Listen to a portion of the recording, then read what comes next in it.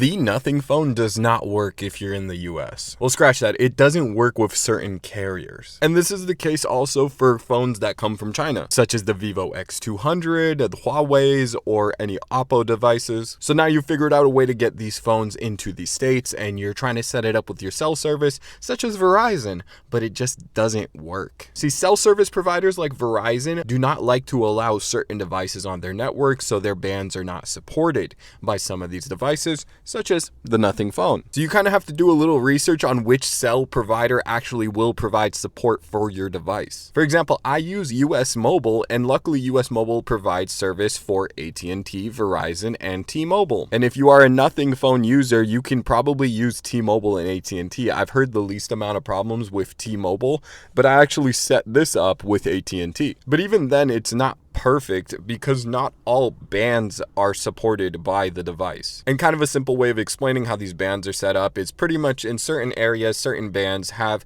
cell phone coverage in that area. So if the band that's not supported is not a crucial one, you'll probably be fine, which was the case for AT&T. Now, T-Mobile has a specific band, the 71 band, I believe, that are not supported by a lot of these devices. And that one actually is one of the bands that are required in order to get cell service in certain areas. So do your homework, do your research. It's not as simple as getting these devices into the United States, but you actually have to make sure that your cell provider actually will support the device. US Mobile's not paying me to say this, but luckily they let me choose between 3 different cell towers to get service on my Nothing phone.